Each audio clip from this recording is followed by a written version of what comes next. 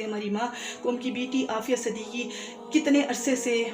کافروں کی قید میں ہے، ظالموں کی قید میں ہے، امریکیوں فرعونیوں کی قید میں ہے، اور ہم ان کی آزادی کے لیے کیا کرتے ہیں، ہم ان کی آزادی کے لیے کتنی کوشش کرتے ہیں، یہ ہم اپنے آپ سے پوچھیں، اپنی ضمیروں کو جھنجھوڑیں۔ ہمارے گھر میں مائیں بہنیں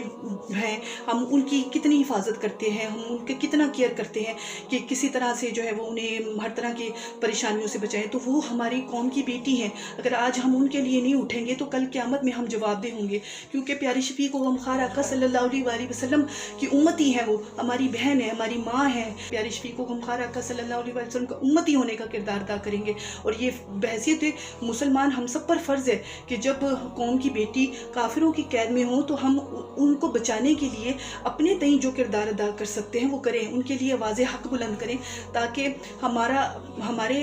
اس عمل سے ہمارا رب راضی ہو، ہمارے اس عمل کو اللہ تعالیٰ کی بارگاہ میں مقبولیت مل جائے، اور اللہ تعالیٰ ہمیں اس مقصد کے لیے چن لے کہ ہم ان مظلوموں کے لیے، عافیہ صدیقی کے لیے آزادی کی راہ میں جو ہے وہ ایک اپنی کوشش کرتے ہوئے اس سلسلے میں آگے بڑھیں، ان کی آزادی کے سلسلے میں آگے نکلیں، اور پھر اس طرح سے جد و جہد و مسلسل کوشش کے ساتھ ہم ان کی آزادی کی امید بن جائیں۔